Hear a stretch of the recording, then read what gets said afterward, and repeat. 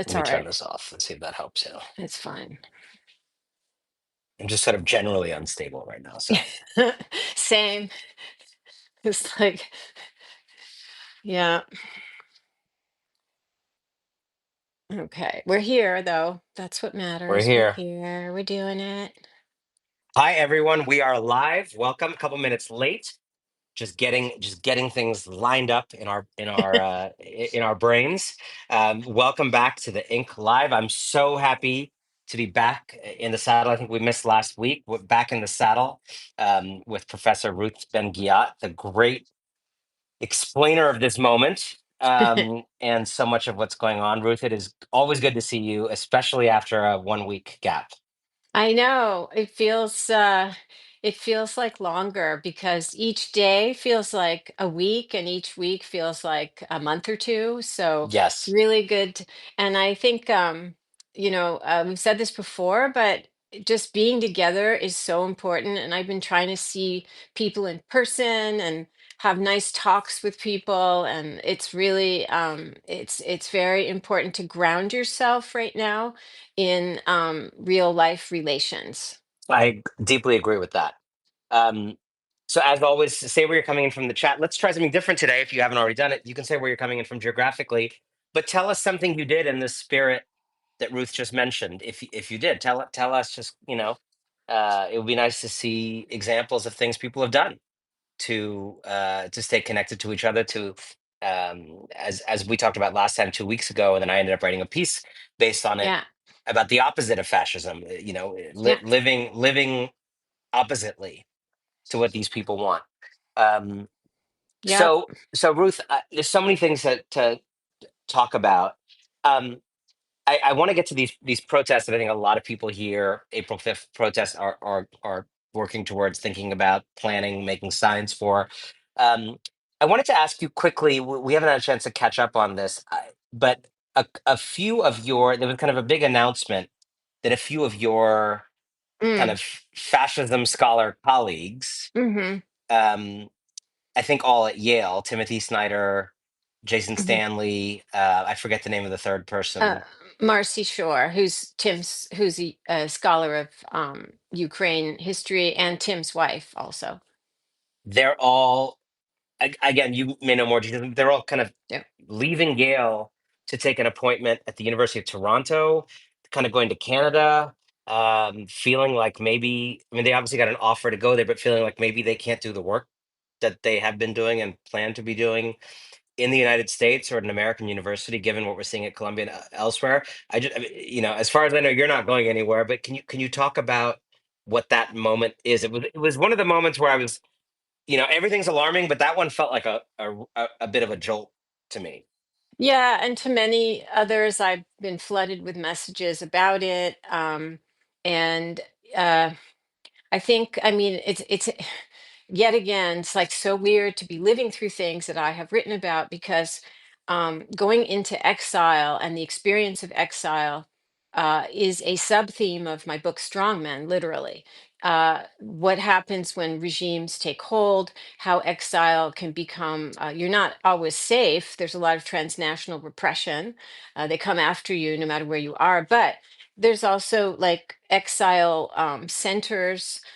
New York City with the New School was one in the 1930s. They become places of resistance. So, but I think, you know, Tim Snyder and his wife Marcy Shore is a brilliant historian of Ukraine. They have actually been in Toronto for some time. It's not new. They've been there since last year. And it's not, and if you look at their bios, they still say Yale. So I don't know if this is permanent or it's a kind of visiting thing. I'm So they've not been clear. living there, but maybe they've left their Yale. The new thing is that they've left the Yale affiliation. It's not clear. It Right. sometimes these are people. In the case of Jason Stanley and Tim, they have endowed chairs at Yale. They have a lot of clout, and you can negotiate things. I have no idea what that you don't really cut your ties with the old institution. You are on leave of sorts. So it's not. I just want people to calm down and so but they didn't say anything because it's just their character. the Tim likes to keep the focus on the issues, not on his personal life or movements. But it did make news because then Jason was added and talked to the press, and so it is alarming because we are in the middle of an assault that we've never seen, because it surpasses the McCarthy era, I would say, in some ways, because students are disappearing and stuff, um, of universities, of every kind of higher learning institution. And indeed, if you work on the things that they and I work on, you could see that it may become more difficult to speak out. I mean, honestly, you know, there's one issue that they don't want you to speak on, and that's Gaza, right? Other issues, I haven't seen people, paying a huge price for other issues yet. Now, that is that going to change? Probably. Um, but if you're, at a private university and you have tenure and you have a lot of, you're a senior professor, you have protections that our colleagues at public universities do not. So I would say that um, what I learned from, sorry, I'm going on, but this is my last I don't know. comment. What I learned from studying this, and I always think about this, for every one person who gets to leave, there there are 100 or 1,000 others who can't leave. And so there's this famous book by Victor Klemperer about the Third Reich, and he stayed during the Third Reich, and he wrote books on the language of the Third Reich. He had a diary that many people refer to. He was not able to leave because he was considered a minor scholar, and he couldn't get a job abroad. His cousin Otto Klemperer was a famous conductor. He left and he became the conductor of the LA Philharmonic. So one had to stay and one left. And that's how it's going to be. So we have to show great solidarity to those who want to leave. This is the humanities, because the STEM research, anything STEM or science, they are going to be snapped up by Europe, by other countries, by all over the world. But I wanted to ask you. humanities is going to be difficult. So you mentioned STEM and the humanities. So I wanted to ask you on that point because you're in a university, you know these dynamics better than I do. Um, I got into a bit of an interesting conversation with a good friend of mine last week, um, where we were talking about Columbia, and you know, a lot of folks know this, but if you don't, I mean, the real leverage that the federal government has over these universities is enormous amounts of federal funding Yeah. that that are not kind of universally distributed across the activities of the university. It's often concentrated in these kinds of areas of science. It's not only science, but Hmm. it's these labs and stuff like that, right? So if you're in the English department at Columbia, I'm not sure how much federal. I mean, I'm sure there's some kinds of federal funding, but it's not like the English department would be Small. fine. Would It's the, small. the English department could continue to teach people English, literature without federal funds. Whereas, again, tell me if I'm wrong, the people studying cancer at Columbia, like there Yeah. would be no people Yeah. studying cancer without federal funds. And so the kind of discussion I got into with a friend of mine is, have these universities, I mean, it's hard to say a blunder, like a blunder it feels small relative to what this is, but have they gotten into a kind of situation where they've tethered basic research, scientific research Yeah. that is essential for the society, tethered it to people getting like undergrad philosophy degrees, so that now the federal government has the power to hijack and mess with the Hmm. basic activity of getting an undergrad education by using like cutting off cancer research funding or cutting off Hmm. epidemic research Hmm. funding. And I wonder if long term, to protect the work of scholars like you and Timothy Snyder, like those should become separate I mean, again, we're not going to do this overnight, but I wonder if you think those should be kind of more separated so that that leverage doesn't exist. Probably. There's very little federal money for humanities research. There's the National Endowment of Humanities, and I can tell you that even if you're lucky enough to get a grant, it's not very much. It doesn't pay even half your salary. There's small versus, as you said before, the ones for science and tech and engineering, they're giant and they're important. I do need to say that these universities that we're talking about have, huge endowments, sometimes Right. billions, and they could What's the be point of these endowments? and some of it is restricted, but much of it is not. I'm not an expert on university structures and stuff, although I've been a chair of a department, I've been an administrator. And they could be using it for such things. And what you're asking about is right, that there's this, like everything else going on, there are lessons to be learned. And it is shining a light. I'm sure people didn't, perhaps they're thinking about universities in new ways right now. Many people didn't know that universities were so dependent on federal funds, even Harvard and Columbia, and nor did they expect them to capitulate or collude. There are different ways we can think about this, but what we know is if you cave to a bully, you're going to get more bullied in the future. And then I think it was very instructive that the first round of this happened before when the Bill Ackmans and the billionaires were able to force out the presidents, and in places where the president was not forced out, that made them a little bit more immune to the bullying and future caving. So it's all very dispiriting, but there are lessons to be learned for the future. Um, and it just points up the huge gaps between the humanities world and soft social sciences, which is being drastically underfunded and starved, and the rush to fund STEM and make STEM the center, and then you're more going to be more vulnerable to this kind of problems. Yeah. And I think lots of people are pointing out in the chat that Columbia could have used its endowment, could have raised money.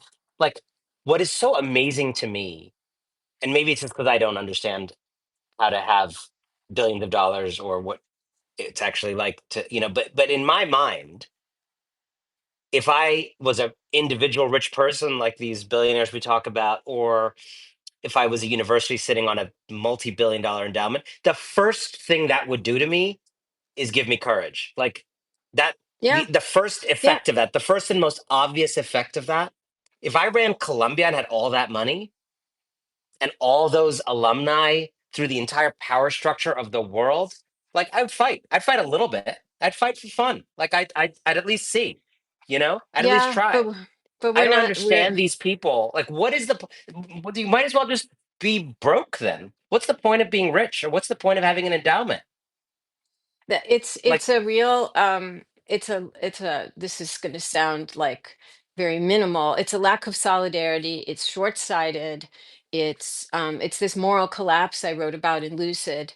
It's cowardice. And it's also interesting that, again, with the light on universities, it's been the more that I have been doing public facing work, which has been going on for a while, but the more that, especially since January, everything going on, I have loved teaching in person more than ever. There's a magic, because that's what, yes, we may be hired for our books we publish or other things, but the act of teaching is so precious. Being in a classroom and bringing all of that to bear. But universities have tons of employees who don't teach, or if you are a very privileged professor, you hardly teach at all. You're brought there, you have a special deal. I'm not judging it, I'm just informing that you don't teach much, and that's not good or bad, it's just a different thing.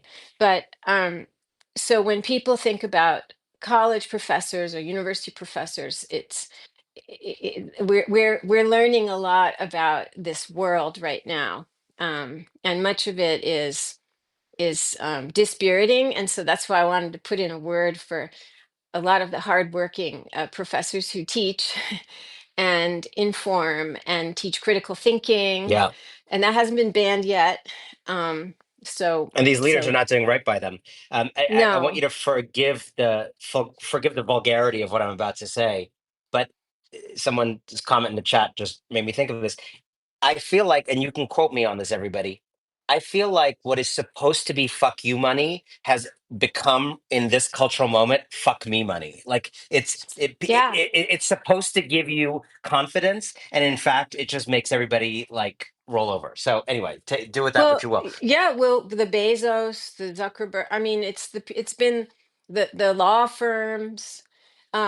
There's actually I just we can move on to stuff, but I wanted to all of these things that we're seeing, there's a concept called authoritarian bargains, and I work with it in my book, and I'm going to publish something in Lucid about it. Um, it happens in every authoritarian regime. The the elites could be media elites, business elites, university elites.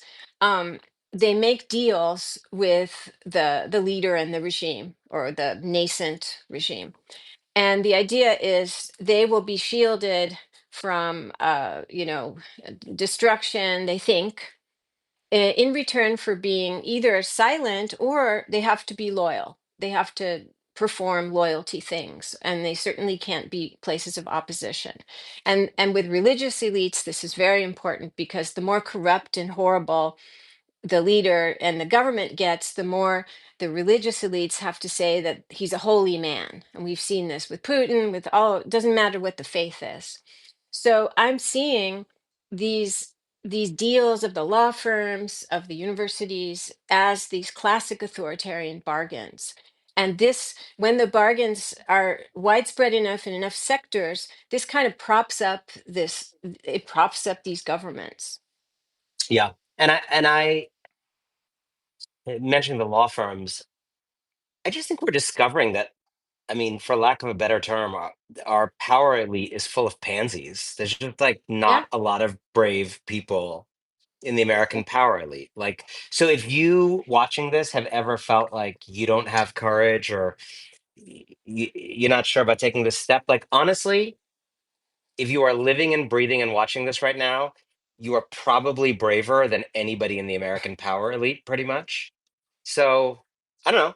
Start that business. Take that chance. Move across the country. Write that book. Paint that painting. Because I guarantee you, you are braver Yeah. than what we are discovering to be 99% of American power elites.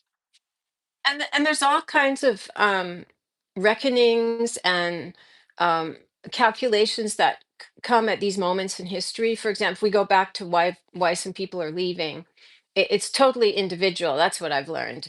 Everyone has their own reasons for leaving, and so some people feel that they're going to be more effective at resisting from abroad, and that's why they leave, because they don't want to end up either being in position where they have to self-censor, or they're going to get fired, or they're in prison, or God knows what could happen to them. So they make a calculation that to help the resistance and keep speaking about the issues, or mobilizing, if they're grassroots people, organizers, it's better to go abroad. Others feel that that's like Alexei Navalny. Navalny, I just wrote an essay about. He just had a different view, and he could have stayed in Germany when he was poisoned, and he went there for treatment, and he decided to come back. There are people who don't want to leave, and they'll never leave. So and it's just how human nature is. Everyone finds their own solution, but what's in common is that you have these moral and other reckonings, and you have to really look in. That's why I wrote in this essay why we resist. If we have to look inside and see what motivates us, how we are built, what we can do, and each one has to make their own decision of their risk tolerance and other things. It's quite a moment in history, and always, and now we're living through it. Do you see any possible Navalny like figures rising? Maybe not at that stature yet, but do you see, when you survey the scene, do you Hmm. even see candidates to become such a kind of figure? That's such an interesting question. Well, that gets to the question of, I mean, there's the Democratic Party, the people who are already elected officials. Because Navalny, he tried, he was effective because he both was he was very telegenic, and he was really good communicator. He was an anti-corruption researcher. That's actually what got him and his mentor Boris Nemtsov killed. I have a line in Strongman: the fastest way to get killed is to be an anti-corruption researcher. Um, but he did all these things. He also ran for office, and we see also in Turkey. Uh, they can't afford to have you run for office, and because if they can't have free and fair elections, so that's a problem.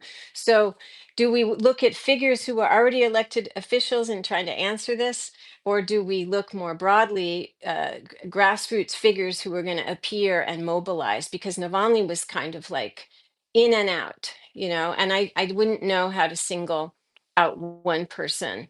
um I think like AOC is an inside outside person because of her What do you think about what causes. she's doing and how she's showing up in this moment? With the tour with Bernie Sanders, I think it's fabulous. I think it's fabulous. Just the simple fact of showing up, asking people how they're feeling, what they're angry about, being there, being empathetic, um, is so valuable because people feel afraid, they feel undefended, and just the fact of going there. And also she's, with others, she's kind of formulating this kind of economic populism is what it's being called, but it's beyond this. It's progressive values, because one of the things that we see around the world is when oppositions are threatened by an autocrat, often they veer out of protectiveness to the center right, and they become a pale imitation. That has not worked. And so what they're doing is correct historically, but it's scaring the more conservative elite part of the party, and that's not a new thing, this war that's going on. Yeah. So I want to ask you about these April 5th protests, the hands-off protests, Yeah. as they're being called. Um, you and I have talked over and over since, I don't know, November, January, I don't know when we started these, but um, about the importance of people on this being on the street, the difficulty of getting people on the street at times, how we're not having the Yeah. kind of Germany like moments, but things have, there has been more action since then. The Tesla Yeah. takedown stuff has been real. We do see people on the street, more and more. um I think probably not at the level that any of us want or aspire, but it's getting there. Tell me what you're thinking, looking at going into April 5th. I think it's really good to have. So we've been seeing, it's not just the Tesla, we're seeing and it's not just showing up for town halls and booing. It's all kinds of things, all kinds of actions. Excuse me. There are actions, that are more like public art things. There are humoristic things, but the numbers of them are way bigger than most of the public knows, and they're rising. It's just that it's been very difficult, and I've been, bothering journalists. So can you write a story about this? Because it has to be integrated as a thing, because these are disparate things all over the country, but when you view them collectively, it is a moment of grassroots protest. um, and they need to go and interview people. Is this the first time you've been in a protest? Who are these people, right? But that's the problem of, the big media being partly captured, and so we don't have a sense, Maybe they except we should know go it's. to a diner in Ohio, then the media Yes, a would interview them. diner, a Yes. diner. Um, but so that's going on. But we also need these moments of organization with a concept. And the hands off is really, I think it's really good messaging. And it responds to our moment, and it gives people a focus point, and it gives a momentum and something to build toward. And also, the history of protest, I have a resistance chapter in my book. Um, what happens is when you have these moments and people come together, they make new connections in real life on that day. and Mm. and there and there's just so many testimonies about people feeling that this is a transformative moment when they're all together. And it can happen on the small scale in your town, but there's something about converging, and they're going to be all over the place.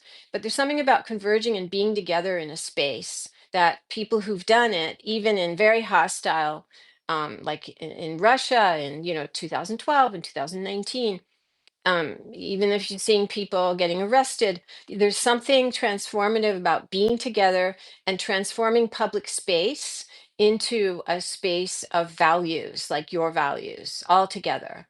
So, it's really good that this is happening, and I hope it's the first of other, of other occasions like this. It's like a Yeah, test case, because remember, it seems like this administration's already been in power for 2 years, but what's the date today? It's like the end of March I or believe it's the April year 1st. 2025, but I'm not Yeah, it's just been a 100%. couple of months, Yeah, right? It's just a few months. yeah. It's insane.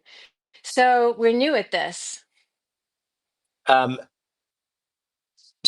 in the chat, I would love to hear what people's protest signs, slogans are. If you've been, I know some of you have been working on them. Yeah. Type that in as we're talking. Um, I mean, obviously, a lot of people here watching this have great experience protesting and know exactly what they're doing. But I Yep. wonder if you, with your historical knowledge, um, can give any advice on what what turns, a good protest up to that extra level of a particularly historically effective one, ones that are even more prone to spread, catch fire, grow. Do you have any advice for folks that may not be obvious, beyond writing a sign, showing up? What takes it to the next level? I mean, I'm not like an expert. I'm neither an expert on organizing, nor a full-time, like Erica Chenoweth. They've written about it. It only takes 3.5% of the population. Um, but and it's interesting that some of the most effective protests in history that have occurred spontaneously because of a gross outrage, an injustice, like George Floyd. Arab Spring, it was a vendor, a fruit vendor, who set himself on fire. And that there's a history of this, it's called self-immolation. Um, and he set himself on fire, and that started Arab Spring. And then the conditions were such. And then there are other times where, like in Poland, they wanted to take down the far right government, and they had an electro. It's like you hook the protest onto a forthcoming election, which is what they did in Poland. It was the March of a Million Hearts. They had optimistic messaging. Hands off is more appropriate for where we are now, right? Because we have plunderers, like literally hands on, like destroying our government, sabotage. I'm calling it sabotage now, so that's appropriate. But they linked it to the march was right before the elections, and that happened in Chile in the 1980s too. So, so there isn't one rule, is what I'm saying. What's and I think that um, if people don't see the numbers that they want from this April 5th, they shouldn't despair, because this is early. It's a long game. And that's one thing, protesters and dissenters under authoritarianism, you're playing a long game. And you're getting, even if you're very experienced, each one is different, each moment is different. And so even if there aren't the mass numbers people would like to see, think of it as a start. How do you think about something I've been just kind of noodling on? I went to a very giant mall in New Jersey over the weekend, involving my son's birthday. Nothing else would take me to a very large mall in New Jersey over the weekend, but that was a reason to go to this water park and a mall. And and sometimes you go out of your neighborhood, out of your zone, you're just kind of, you see more, you're kind of looking around. And I was just, again, I do this thing in my mind of like, how exercised are these people around me by what's happening, right? And the feeling I have is like life seems, again, pretty normal. We've talked about this before. People seem, going about their lives. And what I sometimes struggle with is when all these different things are happening, how do you think about emphasizing um, issues like, for example, the disappearance of people that, or the immigrants being kidnapped, um, where actually a lot of regular people might not be that upset about it, even though it's outrageous, versus things like they're messing with your social security, Oh yeah. which is, has much broader purchase potentially. When you think about emphasizing things, um, I'm just noticing this among different Democratic politicians, that there's some who kind of focus on the most outrageous things, and there's others who kind of focus on, I don't know, the most kind of normie outrages, if that makes sense. And I wonder, looking at these movements historically in other places, it, does that provide any kind of wisdom on which foot to lead with? Um, I think uh, these things work best when you have many sectors of society coming together. So it's not just lawyers pushing back with legal strategies. That's been very important so far. But the average person, their eyes might, I myself didn't know what is it, a TRO? I had no idea. Um, I am not a lawyer. I don't know about these things, but I know that it's been effective. But you have to have like organized labor for big, the big movements. You like with Solidarność, you have to unite people from different sectors, and in that sense, there isn't, and you have to come up with a slogan that everybody can buy into. I like the hands off because this let's what are we calling it now? It's not a normal presidency, a nascent regime. I don't know, it's got its hands on unions. It's trying to like union bust, which is what all right or left, that's what authoritarians do. It's got its hands on education, every sector, destroying the economy. So hands off is good. Um, but it is hard because there's two things. One is that there's millions of people who they've bought into the MAGA cult and the leader cult, and so I always am messaging, like when Trump said in Iowa at the caucus, and he like literally said, he's telling them, he said he didn't care if they lived or died. He said he wanted them to come out and caucus for him in the freezing cold, even if they were sick. And he said, if you vote and pass away, it will be worth it. And But I not in must the have reverse order. no, no. And it's like, well, how much clearer could it be, people? He's just using you, right? And so I must have said this on endless TV shows and podcasts, but it's speaking into a bubble. They're not getting it. And so now he's saying, and this has made some headlines, I couldn't care less about the tariffs. I don't care if nobody buys, if I don't care what happens because then people will buy. I don't care about the hardship. And Elon Musk is also like, there's going to be hardship, like so what? And but then there's a line that's too much. Was it Howard Lutnick? How do you pronounce his name? Lutnick, yeah. Litnick. And he said the thing that you weren't supposed to say yet. And he's like, well, if Granny doesn't get her check, like my grandmother, he's like a billionaire, right? She wouldn't care. She wouldn't be complaining. And so now they've silenced him. He's not available for interviews Yes. this week because, so that's interesting. But I rush to his defense because I think he's right. Every old person should just have a billionaire as a child. I don't understand what's so hard about it. Like, why rely on the government? Like, just have a billionaire as a child. If you can't conceive one naturally, adopt a billionaire as a child. It's all you. If you want to be secure in America, just adopt a billionaire. I saw in the New York Post, which I do not read normally, but he bought Brett Baer, the Fox journalist, like fake French chateau. It was like $30 million. It's like a compound. So of course he doesn't care about Social Security. We're not supposed to say that. It's like when when the press and all of us were hammering on Project 2025, and then like it started to affect people, and then they were like, Trump was like, I never heard about Project 2025, what's that? And then they didn't publish Kevin Roberts' book. So they're very savvy about Yeah. when when the truth is breaking through, they realign, they reorient. You know, Um, but we had an interesting. I don't know how much you've been following the mayoral campaign here in New York. We did an interesting interview with um, Zoran Mamdani, who's this kind of yeah. insurgent candidate, Democratic Socialist, really interesting guy. So you're talking about the MAGA cult, but he has been doing something in New York that also reminds me of the complexity of what we're up against. I don't know if you've seen any of these videos that he does, but he's an assemblyman in the New York State Assembly. His district is in Queens, and he's done these videos where he goes to these very heavily immigrant, like heavily black and brown neighborhoods in Queens, where most people on the street have a foreign accent, Hmm. but are American citizens.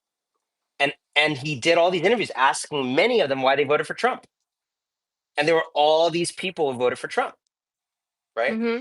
And then he did this clever, no one knew who he was. So he was like, but would you favor a candidate who said free buses? Would you favor a candidate who had universal? And then they all liked those policies. And then he revealed at the end of the video that he's actually running for mayor and that he's proposing those policies. And people are like, oh, I'll totally vote for you.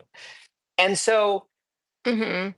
it made me realize like we have a cult thing, but those people, and I think there's more people than we realize who are like those voters who were just like desperate, felt like Hmm. things were not changing under Biden for them, Right. Right. not excited by anything, kind of like dice rollers, right? Just sort of not super political, maybe not super aware of every issue that you and I are very exercised about. But it was just really visually striking with a bunch of immigrants in Queens, the most diverse, I think, patch of earth in the history of the world. Um, and they were down for Trump and down for a democratic socialist, right? And it makes me think that there's also new potentialities here in American Oh, politics that have totally. not to be yet to be exploited. Totally. And um it's really, I'm thinking about this all the time, and it's so sad. All the things that the Biden Harris administration did. I was in LA last week for a family thing, and I was in I was walking in this area called Century City, and there was a construction site, and there was a big poster that said funded by the American Rescue, um, was it Plan? The American Rescue Plan, Joe Biden. And I just felt really sad that, they did so much. They did. In fact, he was, people were like, what does he think he is? Like FDR, doing so much large scale, like to prove, and he said this many times, especially at the beginning of his term, we have to prove democracy works. We have to prove good governance the government can lift people up and help people. And so now there's like total destruction. It's the American sabotage Yeah, plan. but can I push back on that for a second? Because I about what Biden did, because I agree on the significance of it, the magnitude of it, but in the light of what we've seen the last couple months, I think it lacked, and Democrats in general in power when they do these even bigger things, it lacked an immediacy that is Hmm. really, really important in this world that we're in now, that is not a three network channel thing in which people are kind of forming their consciousness of what's going on more on their own through fragmented reality. So like Build Back Better, it's transformational, it's important, et cetera, right? But like go to that street in Queens and ask anybody what happened to them in the last year because of Build Yeah, Back Better, and nothing. And the answer is nothing. And again, you could say, well, important. Yeah, but you could tuck things into that bill that arrive in a week. You can. We've done it before. We did it in COVID. yeah, Like, right? In fact, I would argue, if I was in that kind of position, I would argue that it would be important to put some things that arrive next week in that bill, even at the expense of having the bill be slightly less transformative over the long term. I would be no, willing to I make my agree. climate bill 20% less effective over the long term to make people feel it in 2 weeks, because that would buy me space to do it again and again and again. And it leaves space for all these charlatans to come in and do it, because we just kind of rest on the laurels of like, it's big, it's important, it's significant, trust us, it's solar credits in this many years. And like no one on that street in Queens felt it. And what is really like inspiring is the wrong word. It's like negative inspiration or enemy inspiration. But what I have learned since January is how much power lurks in the system. And some of it is flagrantly, you know, Yeah. illegal uses of power, but not all of it is. Some of it is just like, I guess presidents have like a ton of leverage. And it just makes you like, if all this leverage can be used this way, well, I guess it could have been used this way. If you have this much power over Yeah. colleges, why don't you go to colleges and use your leverage to say you need to have more social mobility if you're getting federal Well, funding? so there's lots to comment on this. Yes, we and you've written, I mean, your Persuaders book, you've done a ton of work on this. Yes, the Democrats are too wonky. They didn't message properly. They had their slogans, but they were too general, and so we know that. Fine. Also, you're right that there wasn't an immediate effect. Um, and the other thing, I remember Pete Buttigieg recently, who's a fabulous communicator. He recently said that, Democrats should have um they should have certain, like, you could choose certain cities or certain local things, and then you you transform them and you lift them up as an example, because that's what authoritarians do. That's why they're into infrastructure, and they can Mussolini pointed to this city, or Erdogan, who's like, I'm the Istanbul Canal, and so they have things that are concrete that people can hold on to, and even if it's not in their daily lives. Um, so I think that this so that's one lesson.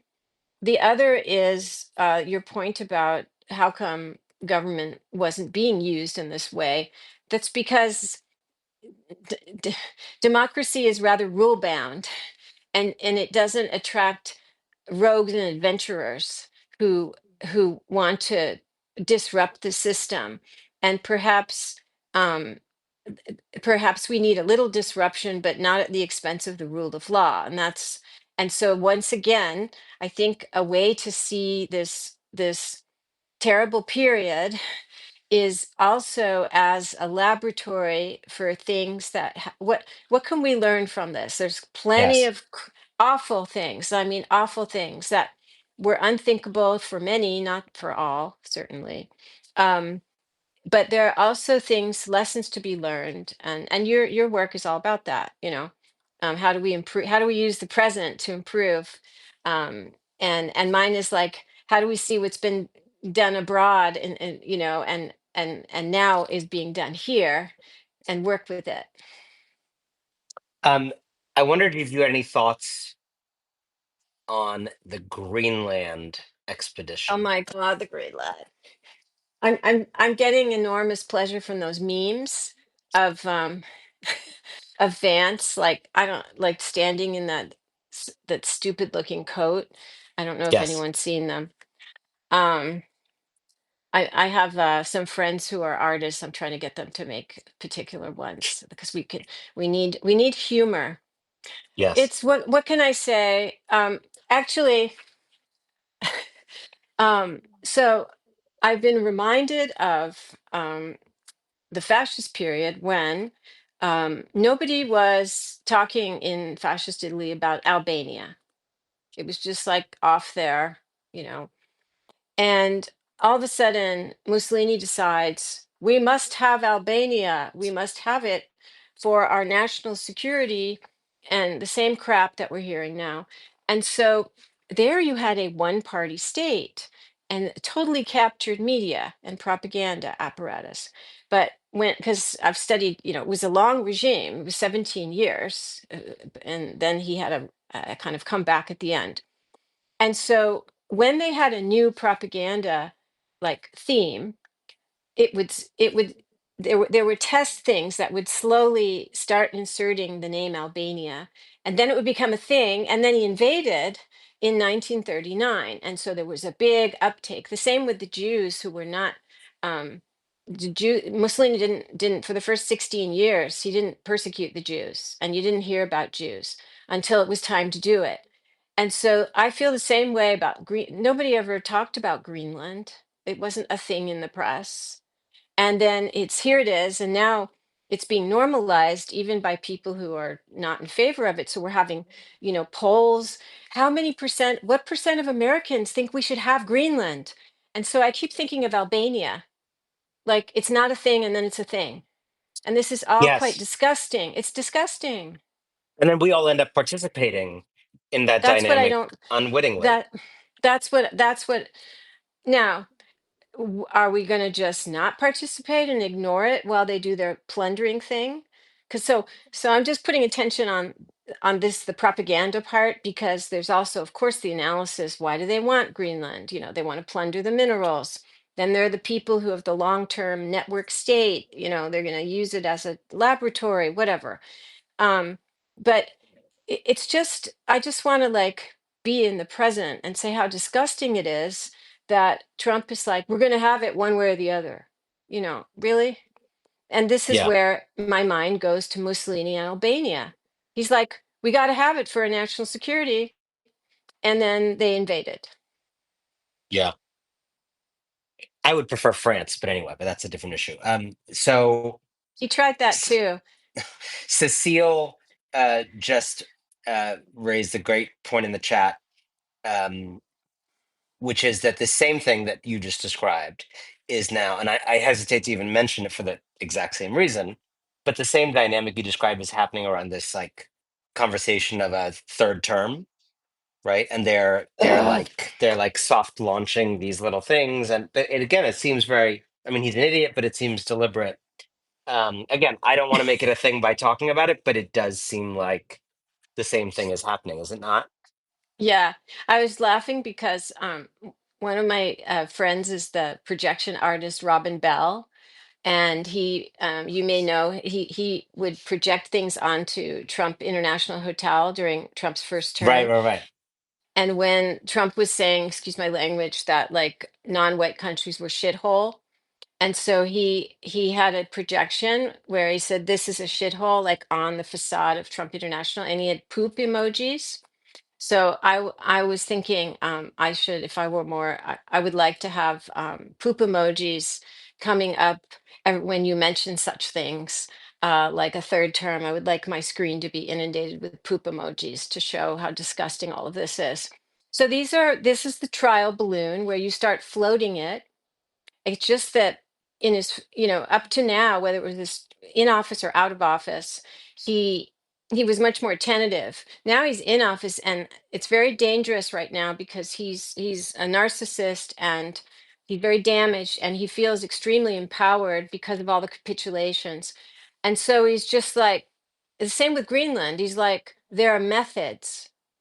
um there are ways to do it, there are methods. And so when, like, he's just openly talking about, oh, he's going to have Vance run and then Vance is going to resign. I don't think that Vance might resign. Like Peter Thiel may not by then. Like that's like ages away.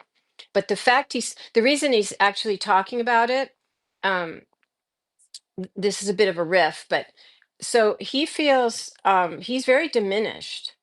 He's diminished cognitively and all that. He's got Musk. I've talked about that before. Why are there two people? There's supposed to be one strong man. Here's my cover of my book. There's one guy. He's got two guys.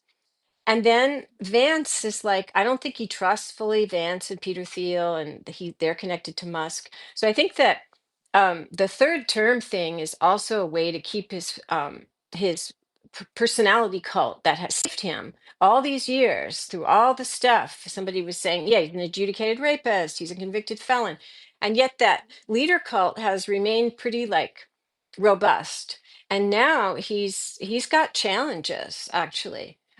It is not normal to have two people in the Oval Office. This does not happen. So I think projecting himself into the future, like I'm going to be around for a third term, is also an assertion of that, as well as, of course, testing the system. I'm like, I'm not resigning. I'm not going to. obey an election if I lose. Forget it. I'm just going to be there forever because that's what she and Putin and his idols, that's what they do. Yeah. Couple quick things. I asked folks to throw in some questions for you in the chat. So one is, and we'll try to do these, a few of these really quickly. Any thoughts on Elon Musk in Wisconsin with a cheese hat on? What that's about? It's just it's just the most blatant corruption possible, the buying of people off. It's horrible.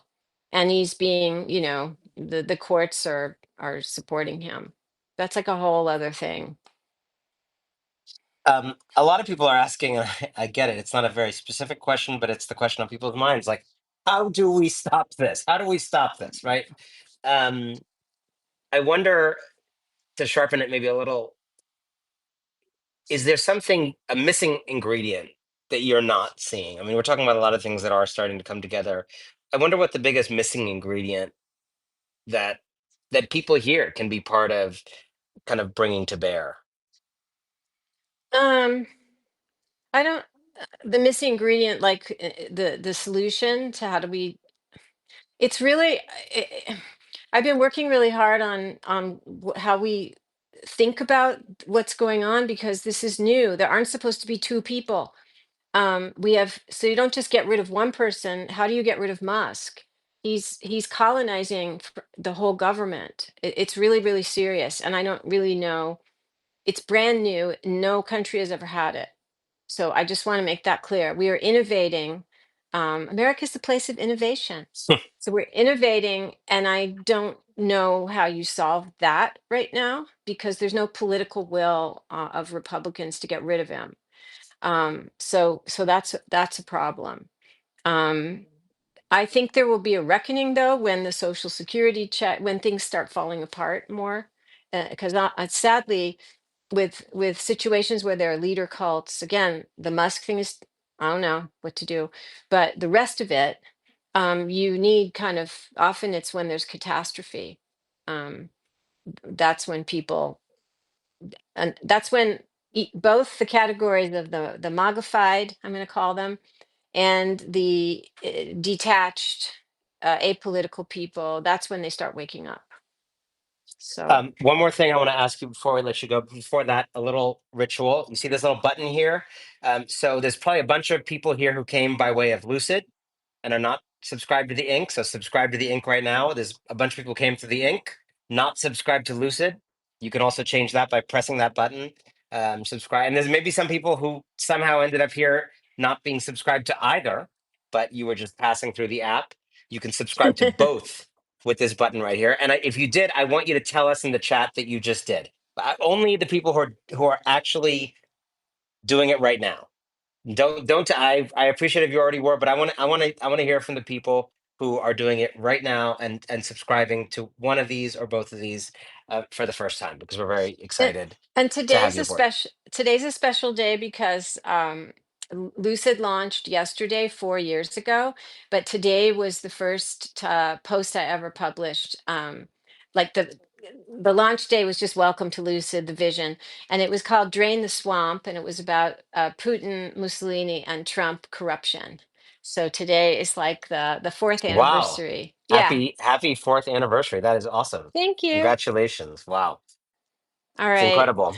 So the last thing we always try to end on a little bit of uh, a hopeful thing. I think the sun may have just sort of just come out right in front it of me, so did. that's It good. did. Um, so I'm I'm I'm curious as you look around right now, both at what is happening at these high levels and also what is happening at the grassroots, what is happening in the culture, but also you've been talking about your friends, community connection, all of that. You survey all of that. Um, what has exceeded your expectations in these last couple months? What do you think is actually giving you hope, working better than you had imagined? What has life in it that you Hmm. would kind of commend the rest of us to think about, invest in, devote our time to, etc.? That's a good question. I mean, just it's something to think about. But I think the degree of people wanting to connect, like even Substack is flowering. There's so many new Substacks, and there's so much uptick in people, coming together, like all the lives. There's a hunger to come together in a situation of crisis, and it's not just figuring it out. Like, some people are probably here to I don't know, get some wisdom and share with others their wisdom, but it's just being together is really important. And that seems, whether it's in the streets or at meetings where you're coming to, protest your local GOP person, or on a live, I think that is flowering. I love that. Yeah. We should have like a maybe we should have like a gathering in person dinner party version of one of these Yeah, conversations one day. totally, We'll do a totally. special We're evening edition of our show. yeah, we're even in the same city. I know, I know. I can sort of see your general area through my window. Um, I'm very high up, so I can see the whole city. Um, very Master of the universe. well, kind of. Very happy to have this time with you, Ruth. Thank you all for joining. Almost Thank you 4,000 of you all. again. Thank What an you. incredible thing. And thanks to everyone for doing what they're doing. And thanks for tuning in. And thanks to you, Ruth, as always. We'll see you all later. Thank you, Anon. Thanks to everybody. It's so great to be together. Bye.